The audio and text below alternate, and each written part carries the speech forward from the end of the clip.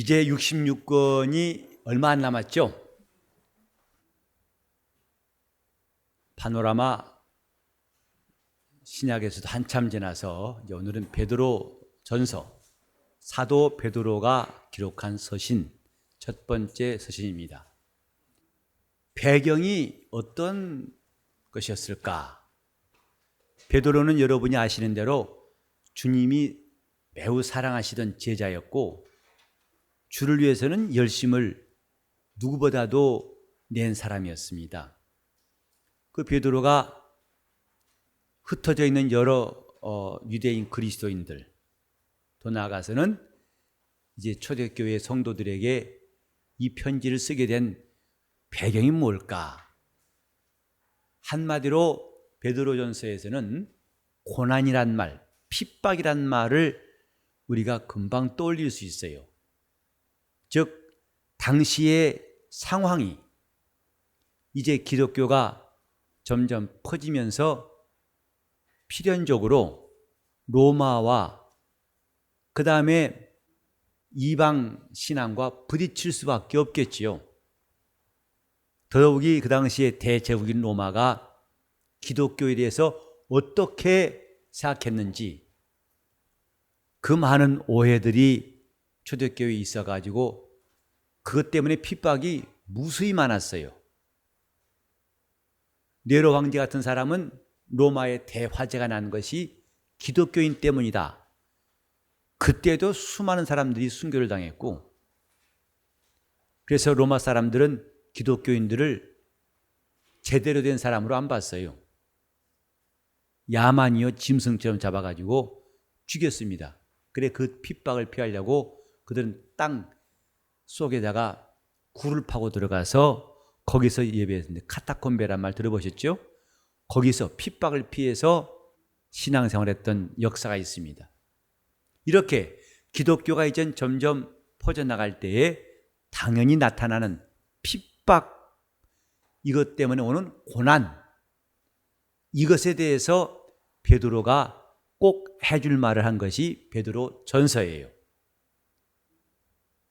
우리 신앙은 세상에서 환영받지 못한 부분이 많습니다.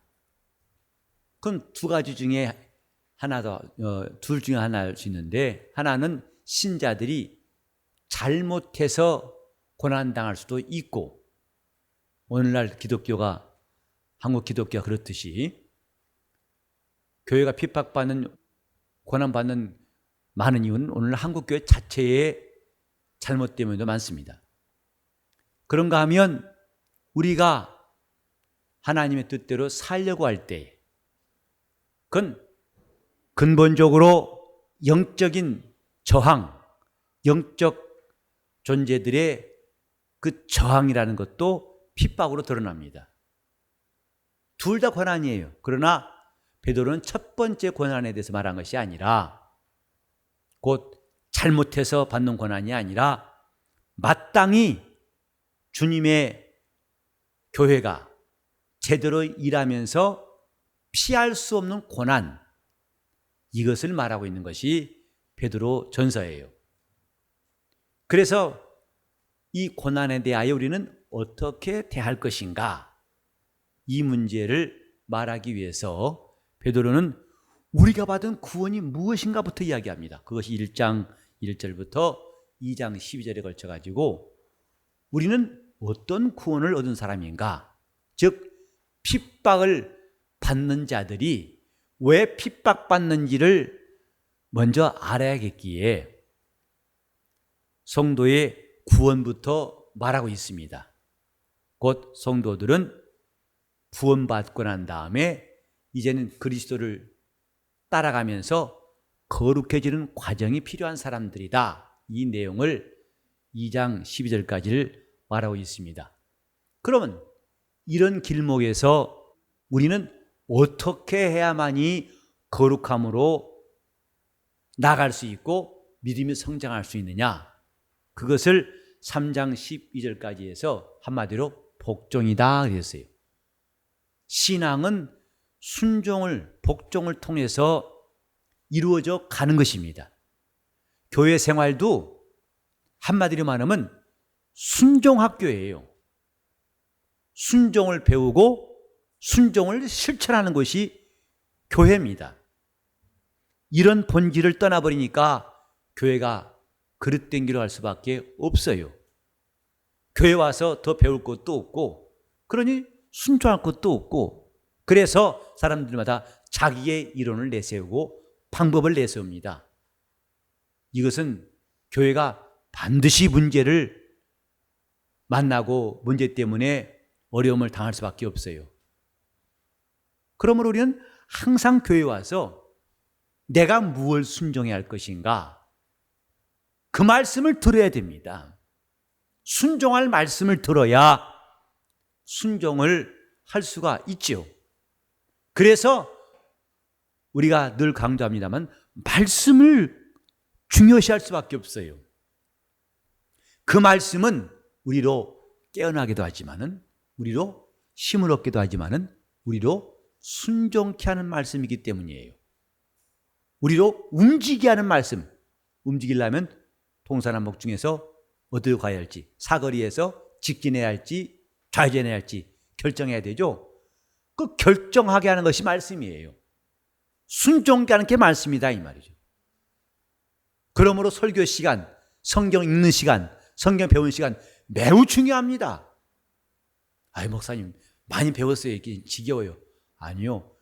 우리는 순종한 날까지 끝없이 순종을 명할 말씀이 들려와야 정상적인 신앙생활입니다.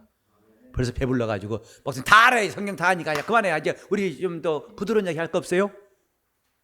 이 사람은 이름에 타락한 자예요. 순종 다 했다는 사람이 나올 수가 없어요. 그리스도는 죽기까지 순종하시니라 그랬어요. 하물며 우리는 다 했다고, 다 말씀 들었다고 할 수 있겠습니까? 교회는 순종학교. 그래서 순종을 통해서 우리가 온전한 신앙에 이르고 성장해 나가는 것입니다. 이것이 이제 남은 3장 13절부터 끝까지 오면 성도들이 받는 고난을 능히 이기게 한다 이것입니다. 이것이 실력이에요. 순종하는 게 실력이에요. 그것이 나중에 다가올 핍박에 대해서 능히 견딜 수 있는, 능히 이길 수 있는 힘이 되는 겁니다. 만약에 교회가 이런 준비를 안 했더라면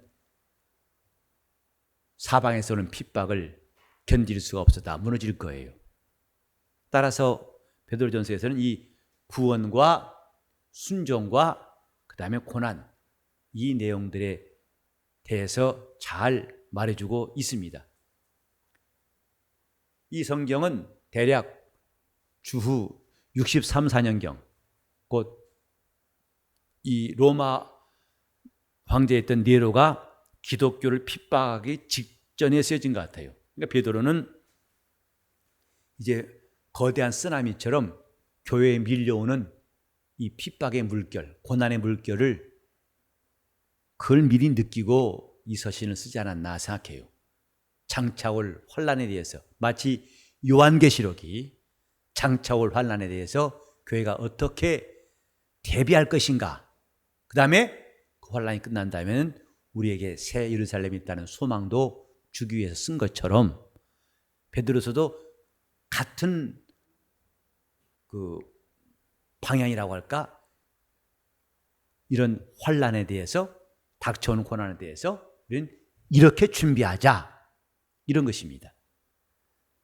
자, 우리는 신앙생활할 때에 아침에도 들었습니다마는 우리가 오해한 것이 참 많습니다. 하나님께 하는 것이 제일 중요하다. 물론 중요하지요. 그런데 주님이 그보다 먼저 하라고 하신 일들을 간과함으로, 무시함으로써 계속 망가져가고 있는 신앙생활, 마침내 구멍이 뚫리고 좌초되고 난파선이 되어버린 신앙생활, 그때 가서야 혼란스럽고 내가 과연 뭐 했나 낙심해봤자 때는 늦습니다. 조그만 구멍 생길 때 그걸 막는 게 훨씬 쉬워요. 큰 구멍이 뚫려버리면 나중에 막을 길이 없어요. 그 다음에는 배는 가라앉습니다. 그래서 신앙생활은 빨리 하나님 말씀 들을 때 빨리 깨닫고 빨리 대처하는 것은 매우 지혜로운 일이에요. 회개는 언제 하느냐? 말씀을 들을 때 하는 겁니다. 성경에 베드로가 오순절날 설교할 때에 사람들이 말씀을 듣고 마음에 찔려 하루되 형제들아 우리는 어찌할꼬? 그때 베드로가 각각 회개하여 예수 이름으로 침례받고 죄 없이 함 받으라. 그리하면 성령을 선물로 주실 것이다 하고 답변했죠. 그게 우리 신앙생활에 아주 약도 같은 것. 회개는 말씀을 들을 때 해야 한다. 늦추면 늦출수록 구멍은 커집니다. 점점 문제는 커집니다. 속담에도 호미로 막을 거 나중에 뭘로도 못 막는다 그러죠? 가래치지 말고 가래란 것을 아신 분이 이 가운데도 있겠지만 모르는 분도 있을 거예요. 가래로 막는다? 막나? 이게 아니고 호미보다 훨씬 큰 도구가 있어요. 호미로 막을 수 있는데 그걸 못 막으면 나중엔 가래로도 못 막는다 이 말이죠. 베드로 사도가 말하고 싶었던 거, 우리의 신앙이 세상에서 환영받지 못할지라도 이상한 것으로 보지 말라 이것입니다. 그건 당연한 것으로 여겨라. 왜? 우리 구주 예수를 봐라. 그가 오셔서 한 일은 오직 착한 일뿐이었다. 하나님이 나사렛 예수에게 성령과 능력을 기름 붓듯 하셨다. 그래서 두루다니며 착한 일을 행하셨다. 하지만 돌아온 게 뭐더냐? 그를 십자가에 못 박여 죽게 하지 않았느냐? 그러니까 우리 신앙에 대해서 세상이 핍박하거든 이상한 것을 여기지 말라. 오히려 그런 핍박은 우리가 그리스도의 고난에 동참하는 것이다. 그리고 동참한다면 영광이 있다. 이것이 베드로전서예요. 모름지기 신앙생활, 저도 늘 고민하고 우리 성도들 위해서 설교하기 전에도 고민하는 게 뭐냐면 어떻게 해야 제대로 신앙생활 할 것인가 하는 그 물음입니다. 신앙생활은 어떻게 해야 되느냐? 그래야 제대로 할 수 있고 또 믿다가 사람들이 방황하지 않도록 붙잡아 줄 수 있을 텐데 그게 뭐냐? 이것은 항상 우리가 찾아야 할 답이에요. 항상 물어야 할 질문이고 오늘 이 성경도 그에 대한 답변 중에 하나입니다. 따라합시다. 신앙생활에는 복종이 필요하고 복종을 통하여 닥쳐오는 고난도 이길 수 있다. 그러니까 교회가 교세로 이길 수 없어요. 교인수 많다고 이기는 게 아닙니다. 또 건물이 크다고 이기는 게 아닙니다. 성도들이 그리스도께 순종하는 그 튼튼한 신앙생활이 어떤 시험도 핍박도 유혹도 이길 수 있는 거예요. 그게 교회의 실력이에요. 순종이 복종이 교회의 실력이에요. 우리 성도들이 100% 순종한다면 우리 교회는 가장 강한 교회 될 것입니다. 가장 힘 있는 교회 될 것입니다. 우리는 그 100%를 향해서 지금 열심히 다른 박질에 가야 됩니다. 목사의 소원은요, 여러분 볼 땐 이상적이다, 너무 이상적이다 할지 모르겠지만 주일 낮예배 인원과 주일 오후 예배 인원과 수요 예배 인원과 금요 기도 인원과 더 나아가 새벽 기도 인원이 똑같은 거. 벌써 기가 막혀서 말이 안 나온가 보죠? 하면 안 됩니다. 목사님 바랄 거 바라셔야죠.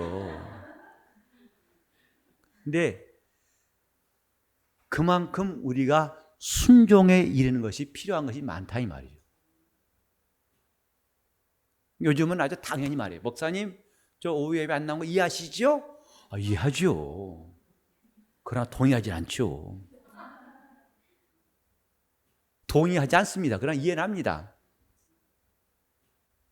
늘 아쉬움이 있는 거죠. 새벽에 기도로 나와라. 제가 그런 말을 안 하니까 여러분들은 괜찮아 내 마음대로 갈 수 있으면 가고 안 가는 거야. 제가 지난번 뭐처럼 야고보서 지난주 할 때 조금 센 말이었어요. 한 걸음 더 나갑시다. 옛날에 비하면 새 말도 아닙니다. 한 걸음 더. 그래서 주일 오전 예배 나온 사람은 오후 예배, 오후에 나오시면 또 수예배 했더니, 새벽 기도 안 나오시면 새벽 기도 했더니, 다음날 월요일 아침에 혹시나 변화가 있는 것 같더니 아무도 변화가 없어요. 전혀 요동치 않습니다. 목사님 이해하시죠? 이해한다니까요. 그러나 동의는 안 해요. 뭔가 지금 우리는 고난에 대한 두려움만 있지요. 거기에 대한 실제적인 준비가 없어요. 순종입니다. 사도 베드로가 2장 13절부터 3장 12절까지 이 통치한 자들에 대해서, 사역에서, 결혼에 대해서도, 생활 전반에서 이런 복종이 필요하다고 하나하나 설명하는 것, 그것이야말로 장차 어떤 핍박이 올지라도 이길 수 있는 힘이라는 것을 강조하고 있어요. 오늘 저와 여러분이 과연 믿음이 강해진다는 게 뭘까? 기도할 때 소리가 커진다는 말은 아닐 것입니다. 그만큼 순종이 늘어날 때 믿음이 강해지는 거예요. 열심히 순종합시다. 한 걸음 또 내디디세요. 한꺼번에 1km, 2km 못 가지만 한 걸음은 60cm 정도 뛸 수 있잖아요. 한 걸음 더 하고, 한 걸음 더 하고. 이것이 우리가 장차 우리 교회에 어떤 어려움이 온다 할지라도 신천지도 얼씬할 수 없는 든든한 힘은 이런 데서 생기는 겁니다. 자, 교회는 그러면 여러분 순종학교다 이렇게 하세요. 교회는 순종학교다. 교회는 순종학교예요. 순종을 배우고 순종을 실천하는 학교입니다. 우리 기관들이 이런 순종학교에서, 우리 셀들이 이런 순종학교에서 하나하나 배우고 실천한다면 우리 교회는 모든 사람들이 부러워하는 교회 될 겁니다. 누구나 다 부러워할 거예요. 저는 그런 날이 좀 빨리 왔으면 좋겠어요. 왜? 제 나이가 좀 더 늦기 전에. 좀 제가 20대라면 더 느긋하게 기다릴 텐데 아직 20대가 아닌 거로 가능하면 조금 더 그날이 빨랐으면 좋겠다고 생각합니다. 1번 보시면 순례자들을 위해서, 곧 이 땅에 있는 순례자들을 위해 기록했다. 베드로는 이 땅에 있는 교회를 순례자로 본 것입니다. 흩어져 있는 나그네들. 우리는 나그네다. 이 세상에 있는 나그네다. 그러므로 우리는 잠시 동안만 이 땅에 있을 사람이다. 그때 우리는 뭘 할까? 어떻게 해야만이 이 나그네로 있을 때를 제대로 살 수 있을까? 이것을 아주 강조하고 있는 것입니다. 그러니까 우리 하나님께서 주신 은혜, 우리 주님께서 주신 은혜는 이 땅에 있을 때에 정말 하나님이 주신 나그네로 있는 그 시간 동안에 어떤 고난이 온다 할지라도 이기는 사람이 되는 것이다. 그것을 이기라. 마음에 오는 시험도 이기고, 닥쳐오는 외적인 고난도 이기고, 그러려면 굳센 체력, 그 체력은 하나님 말씀을 순종할 때에 나오는 것이다. 이것입니다. 우리는 그리스도를 믿는다는 이유로 핍박받는 성도들에게 베드로가 이 성경을 기록한 것처럼 오늘도 똑같이 우리는 약간의 모양은 다르지만은 이전처럼 예수 믿는다고 목을 베지 않습니다만은, 그러나 직장에서도 또 심지어 가정에서도 여러 가지 모양으로 어려움을 당할 수가 있어요. 남편에게서부터 신앙이라는 이유 때문에 어려움을 당할 수 있고, 심지어 자식들에게 어려움 당하는 사람도 있어요. 하지만 이런 일에 대해서 우리가 이런 고난의 의미, 곧 이런 상황에도 우리 불구하고 우리가 믿음을 담대히 지킬 이유가 있어야 한다. 그래서 이것을 견딜 수 있는 사람이 되어야 한다. 이것은 복종에 깊이 뿌리를 내린 행동만이 가능하다. 이것을 말하고 있습니다. 그 다음 단락 보시면 베드로는 핍박 중에 가장 어려운 복종이라는 부분을 중점으로 다루는 것이 베드로 전서예요. 아까도 말씀드린 것처럼 2장과 3장에 성도의 복종입니다. 교회 안에서도 우리는 이걸 배우는 거예요. 나를 누가 시킨다고 아니 지가 뭔데 같은 집사인데 나 시켜 이렇게 생각하시면 여러분 신앙생활 못해요. 우리는 교회 와서도 주님께서 나에게 순종을 명하시고 나에게 이런 일 하라 시키신다고 들을 때에 여러분은 크고 작은 모든 일에 순종을 잘할 수 있습니다. 주님이 저 사람을 통해서 여러분 보세요. 목사가 설교할 때에 사람으로 온다면 여러분 순종할 마음 생기겠냐고요. 자기가 볼 때 목사가 이모저모로 봐도 나보다 못한 것 같은데 왜 나한테 큰 소리 치고 하라 마라 난리야. 어쭈 나보고 죄인이라고 그러네. 기분 나빠 죽겠어. 마음에 안 들 겁니다. 그러나 우리 주님께서 목사를 통해서 여러분에게 순종할 말씀을 주신다고 믿으니까 아멘이 나오는 것이고 그게 감동이 되고 순종하지 않습니까? 마찬가지예요. 목사뿐만 아니라 우리 서로가 서로 또 셀장이 교사가 할 때 당신이 뭔데라고 하면 믿음 필요 없어요. 그때는 육박적입니다. 그러나 이 사람을 통하여 심지어 나보다 나이가 어린 사람을 통해서 주님 나에게 순종을 명하실 수가 있다고 생각하셔야 됩니다. 우리는 그래 배우는 거예요. 순종을 배우는 학교, 순종학교입니다. 이런 것들이 결국은 나중에 그리스도의 고난에 동참할 수 있는 힘이다.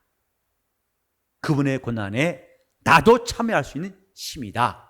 이렇게 우리는 잘 이해를 해야겠습니다. 당연히 기자는 베드로가 되겠고 말씀드린 대로 기록 연대는 주후 63, 4년경 곧 네로가 핍박하기 전이라고 보시면 되겠습니다. 그래서 이 편지를 읽는 사람은 꼭 유대인 기독교인뿐만 아니라고 보기는 어려운 것은 물론 여기 잠깐 봅시다. 우리 이제 베드로전서 1장 1절에 보시면 예수 그리스도의 사도 베드로는 본도, 갈라디아, 갑바도기아, 아시아와 비두니아에 흩어진 나그네 그랬어요. 흩어진 나그네들이 곧 유대인으로서 예수 믿는 사람들. 그래서 베드로가 원래 유대인을 위한 사도였으니까 라고도 할 수 있습니다만은 조금 다른 각도에서 본다면 베드로는 마지막에 로마에서 죽었다는 말이 정설이에요. 그러면 베드로 로마에 왜 갔을까? 놀러 갔겠어요? 복음 전한 겁니다. 또 여기에 나와 있는 여러 지역도 베드로에게는 그가 관심 있는 지역, 복음 전하기 위해 관심 있는 지역이라 할 수 있는데 꼭 유대인 기독교인뿐만 아니라 우리 한번 2장 12절 보시면 이런 말씀이 있어요. 같이 봅시다. 시작. 너희가 이방인 중에서 행실을 선하게 가져 너희를 악행한다고 비방한 자들로 하여금 너희 선한 일을 보고 권고하신 날에 하나님께 영광을 돌리게 하려. 그러니까 이것은 보면 이방인 중에서 너희로 비방하는 자, 그러니까 이방인들 중에서 비방한 자들 하여금 하나님께 영광을 돌리게 하라. 이것이거든요. 좀 말이 길지만은 이 내용입니다. 그러면 이방인 가운데에 있는 그땐 당연히 이 글을 읽는 사람들이 유대인이겠다 얘기해지는 것이죠. 그죠? 이방인 가운데에서. 그러나 이런 이방인 유대인이라 보기 어려운 것은 그 다음에 보세요. 2장 9절 보세요. 2장 9절에 시작. 오직 너희는 택하신 족속이요 왕같은 제사장이요 거룩한 나라요 그의 소유된 백성이니 이는 너희를 어두운 데서 불러내어 그의 기이한 빛에 들어가 계신 자의 아름다운 덕을 선전하게 하려 하심이라. 너희를 어두운 데서 불러내요 그랬어요. 이건 조금 입장이 다 다르겠습니다마는 이방에 앉은 백성들을 주님께서 전도하신 것에 대해서 이방이 큰 빛을 보았다 하신 말씀이 복음서에 나와요. 그러니까 어두운 데서 불러내었다. 과거에 하나님을 알지도 못하는 이방인의 상태를 말한 것이라고 볼 수가 있어요. 물론 유대인으로도 어두운 데 있다 나올 수 있다 할 수 있겠지만 일반적으로 어두운 데 있던 너희를 불러내었다. 과거에 너희는 지혜도 없고 마음이 어두웠던 자다. 흑암에 앉은 백성이 큰 빛을 보았다. 이런 건 이방인들을 향한 말씀인데 이 구절을 보고서 꼭 유대인은 아니지 않겠는가 하고 이해할 수 있는데 하나만 더 보시면 자 10절 시작. 너희가 전에는 백성이 아니더니 이제는 하나님의 백성이요 전에는 긍휼을 얻지 못하였더니 이제는 긍휼을 얻은 자니라. 전에는 백성이 아니었다고 그랬죠. 그 지금은 하나님 백성이라고 그랬죠. 만약에 이들이 수신자들이 다 유대인이라 한다면 이 말씀은 조금 안 맞는다 이 말이죠. 왜? 유대인들은 태생부터 하나님 백성이에요. 그러니까 이런 말씀들을 보면은 이 서신을 받는 사람들이 유대인 기독교인뿐만 아니라 폭을 넓혀서 이방인들 가운데서도 죽게 돌아온 사람들도 이 편지를 읽는구나 하고 볼 수가 있다 이 말이죠. 무슨 말인지 아시겠어요? 설명을 제가 잘한 거죠? 여러분 내한 이유를 알겠어요. 그래야 빨리 지나가니까. 당시에 로마 제국 전체에서 점점 기독교에 대해서 적대감, 거부감이 생기기 시작했다는 것은 금방 이해할 수 있어요. 왜? 그들이 모일 때마다 로마 황제 만세가 아니라 하나님의 아들 예수여 하거든요. 로마 나라가 아니라 하나님 나라를 말하거든요. 또 심지어는 그들이 모일 때마다 오늘처럼 성찬식을 하는데 들리는 말에 하면 피를 마신다고 그러거든요. 살을 먹고. 이건 완전히 야만이다. 그래서 내려오는 그런 로마 사람들의 심리를 이용해 가지고 기독교인들을 매도할 양으로 화제를 일으켜놓고 이건 기독교인 짓이라고 다 덮어 씌웠어요. 이런 일들이 당시에 서서히 시작되었던 시점이었고 그래서 욕을 먹고 학대를 받았어요. 이건 이들의 행실이 나빠서 그런 게 아니라 순전히 복음 때문이었어요. 열심히 그리스도를 순종한 사람들로서 그들 눈에는 좋게 비치지 않았다 이것입니다. 실제로 좋지 않은 일을 해서 그런 게 아니라 그들은 주를 따라 순종했지만은 그들 눈에는 좋게 보이지 않았어요. 예수님이 이미 말씀하셨죠. 세상이 너희를 미워할 것이다. 이는 나를 미워한 것처럼 너희도 미워하는 것이다 라고 말씀했습니다. 이런 분위기에서 장차 박해나 순교가 곧 일어날 것 같은 분위기, 이것이 베드로전서가 기록될 당시의 환경이었습니다. 자, 네 번째 보시면 그럼 주제는 뭐냐? 기독교인들이 겪게 될 고난에 대해서 어떤 자세가 필요하냐 이것이거든요. 이를 위해서 첫 줄에 보시면 이런 시련들, 고난에 대해서 성경적인 관점이 필요하다. 그게 뭐냐? 이것은 믿음 때문에 당하는 고난 당연히 여겨야 되고 이것을 두려워해도 안 되고 세 번째로 이것은 오히려 그리스도의 고난에 우리도 함께하는 것이다. 이런 관점을 갖게 하려고 쓴 것이 베드로 전서예요. 사람들이 고통스러운 것을 참기도 어렵습니다마는 더 힘든 것은 이유가 없는 고통을 참는 거예요. 고통스럽다 하더라도 의미가 있다면 견딜 수 있는 힘이 생겨요. 그래, 내가 좀 고생해서 애들을 잘 되게 하면 좋지. 그래서 부모가 뼈 빠지게 고생해서 먹을 거 먹지 못하고 입지 못하고 키웁니다. 괴롭지만 그들은 의미를 갖고 있어요. 근데 의미가 없는 고통, 이것은 견딜 수가 없어요. 기독교인도 마찬가지입니다. 여러분이 지금 예수를 믿고 때로는 어려움을 당할 수 있어요. 교회 밖에서도 어려움 당할 수 있고 교회 안에서도. 이제 제가 ABC 총회에 참석하고 또 앞으로 이제 계속 하나님 인도하심 받고자 하는 것은 우리 교회가 앞으로 건강한 신앙생활을 국내에서 활동할 수 있는데 하나님이 인도하심이 이쪽인가 싶어서 하고 있는데 쓸데없는 그 이단 논쟁이니 불필요한 말들이 생기지 않도록 하나님 가장 기뻐하신 길이 뭔가를 찾고자 해서 이번에 가게 됐습니다마는 교회 밖에서 오는 고난, 심지어는 교회 안에서도 고난이 생겨요. 이상하죠? 아니 교회 안에서 무슨 고통이 생겨? 다 예수 믿는 사람들인데. 근데 인간의 연약함 때문에 성품적인 것 때문에 또 서로의 오해 때문에 교회 안에서도 여러분이 선한 일을 하지만은 고난받을 수가 있어요. 목사도 여러분에게 고난받을 수가 있어요. 뭔지 아십니까?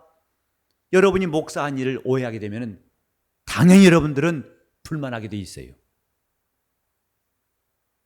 물론 이런 오해를 갖지 않도록 노력해야 할 것이 책임이 저한테 있습니다만은 이런 오해 때문에 또 인간적인 성품의 약점 때문에 열심히 일하다가 때로는 욕도 먹을 수 있어요. 집까지 게 뭔데 말이야. 저만 잘났다고 까불어. 이렇게 하는 거거든요.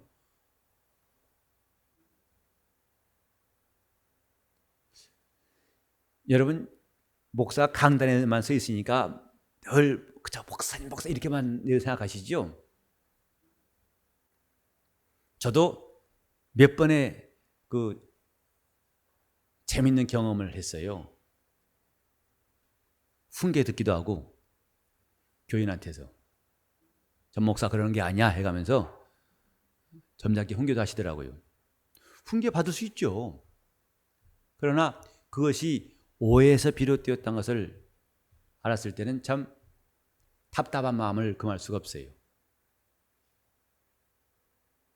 우리는 고난에 대해서 의미가 있는 고난을 받는 것은 좋지만은 값어치 없는 고난은 별로 유익한 것이 못 됩니다. 여러분이 주를 위해 열심히 일하다가 욕먹을 수 있어요. 사실 말이죠. 좀 역설적이지만 욕먹어야 일 잘한 겁니다. 욕을 안 먹는 것은 별로 일 잘한 거 아니라 할 수 있어요. 좀 이상하죠 말이? 열심히 하면 욕을 먹을 확률이 훨씬 높아져요. 그리고 사방에서 비난이 오고 억측이 나오고 오해가 나올 수가 있고 확률은 더 많아집니다. 대신 매우 영리하게 기술적으로 하면 욕은 안 먹을 수 있어요. 하지만 자기 영혼은 별로 도움이 안 되는 확률이 더 많습니다.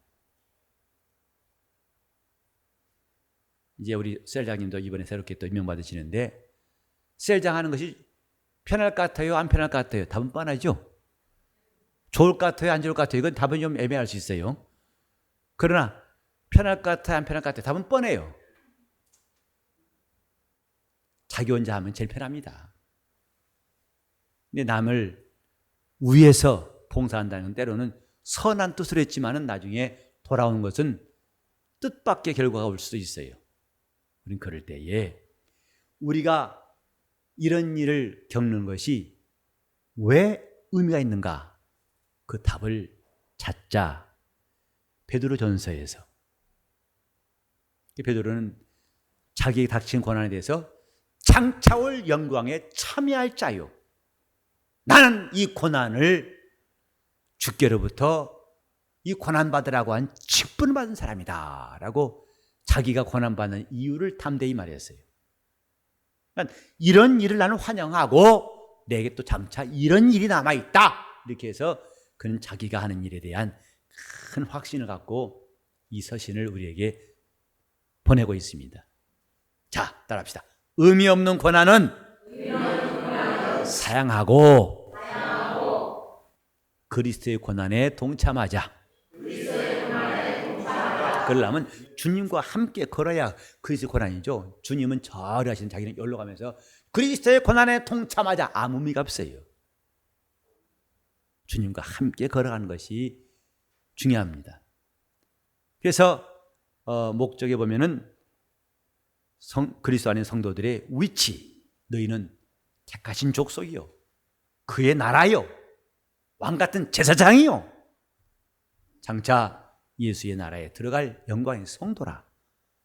그래서 이런 소망을 갖고 우리는 잠깐 있는 이 땅에서 결코 치사하게 살지 말자. 결코 부끄럽게 살지 말고 담대히 살자. 이런 주장을 말하고 있습니다. 5번에 보면 베드로전서는 예수를 우리의 모범이시다, 모델이시다, 고난의 증인으로서 모델이시고 우리 앞에 사도로서 모범이시다. 예수는 우리의 모범이시요 또 고난당하는 우리에게는 소망이시다. 이렇게 예수 그리스도를 소개하고 있습니다. 고난의 끝은 예수 그리스도 계신 곳이다, 이것이죠. 우리가 주와 함께 고난당하면 그와 함께 영광을 받는다. 그래서 다음 줄에 보시면 성도들의 산 소망이요 기업이신 분이 바로 예수다. 이렇게 베드로전서는 예수 그리스도를 말하고 있습니다. 우리의 고난의 모델, 우리 성도들의 모범이 되시고 우리의 소망이신 예수. 마지막으로 기여를 보시면 베드로전서는 세 번째 줄 보시면 수신자의 입장에서 매우 푸근함과 동정심을 가지고 기록했다고 써 있습니다. 즉 고난당하는 성도들의 입장을 많이 반영하고 있다는 뜻이죠. 이해한다, 동정한다 이 말이죠. 힘든 것, 어려운 것, 그들이 겪고 있는 형편을 충분히 공감하고 있다 이 뜻이죠. 누구보다도, 바울 서신보다도. 그러고 보면 참 바울도 훌륭하지만요, 베드로는 매우 좀 정적인 사람 같아요. 감성이 풍부하다고 할까. 바울은 워낙 지혜가 풍부하고 아주 대단한 사람이기 때문에 그의 유려한 필치, 그의 그 수사학을 보면 정말 대단한 수준인데, 베드로는 그런 점은 조금 못할지 몰라도 아주 그 심장, 그가 성도들 향한 그의 심장, 매우 정적인 사람이다 하고 생각해요. 그래서 푸근함과 동정심을 가지고, 그 다음 줄에 보면 강권적이면서도 측은한 마음에서 이 편지를 쓴 흔적들이 종종 보여요. 그러니까 예수 그리스도께서 우리에게 이런 본을 보이셨기 때문에 우리는 그를 따라가지 않겠느니, 이러다가 하나의 법대로, 규칙대로 이러니까 해야 된다, 이게 아니라 이것을 호소하면서 그들이 갖고 있는 사정도 이해하면서 쓴 책이 베드로전서라고 봐집니다. 이제 이 베드로전서를 어떤 사람은 신약의 욥기라고도 말해요. 왜냐? 고난과 순종 혹은 고난과 믿음이라고 하는 이 두 코드가 맞기 때문에 그렇죠. 욥기라는 것도 여러분 아시는 대로 욥에 고난이 있죠. 그의 인내가 있죠. 베드로전서도 성도들의 고난과 그들이 인내로 하나님께 복종하는 것을 말하고 있다는 점에서 신약의 욥기와 같다, 이렇게 말하기도 합니다. 하나님의 주권에 흔들리지 않고 복종하는 성도들의 믿음과 그들을 다가오는 고난, 이것이 흡사 신약에서 욥기를 보는 것 같다, 이렇게 보는 거죠. 하면서 이 베드로서에 보면 그가 주님을 체험했던 이야기가 여기저기서 나와요. 그래서 우리는 그의 영광을 친히 본 자라. 산에 있을 때에 큰 소리로 나는 그 소리를 직접 들었다. 이것은 베드로가 아니고는 이런 서신에서 쓸 수 없는 사람이거든요. 바울도 주님을 직접 만난 적이 없어요. 그런데 이런 생생한 체험, 그리스도를 체험한 일들도 베드로는 여기저기 소개함으로써 곧 우리 성도들이 조금 더 주님을 의지하고 이길 수 있도록 권면하고 있습니다. 자, 우리는 예수를 편하게 믿고자 하는 마음보다도, 신앙생활을 편하게 하고자 하는 마음보다도 우리는 어떻게 하면 주님을 제대로 믿을 수 있고 신앙생활을 잘할 수 있을까? 비록 고난이 온다 할지라도 우리는 그것을 환영한 사람이 다 되었으면 좋겠습니다. 고난에 대해서 대비할 수 있는 큰 실력은 복종입니다. 우리 교회가 다 순종 확교될 수 있도록 다시 합심의 통성으로 기도하시겠습니다. 하나님 아버지, 우리가 하나님 나라에 들어갈 때까지 도와주시옵소서. 하나님 아버지, 우리 주 예수의 나라에 들어갈 약속이 있어서 우리가 날마다 저 높은 곳을 향해서 나갈 수 있도록 도와주시옵소서. 우리는 자기 생각과 마음대로 살아왔던 시간들이 지금까지도 충분하고, 이제부터는 우리가 주님께 나와서 순종을 배우고 순종을 실천하는 영적 생활을 하게 도와 주시옵시고, 이것이야말로 세상의 어떤 핍박도 고난도 이길 수 있는 강력한 힘인 것을 알게 도와 주시옵소서. 베드로 사도가 이제 사랑하는 주님의 교회를 향해서 보낸 서신이 오늘날 우리 교회에도 그대로 주시는 말씀이 되게 하여 주시옵소서.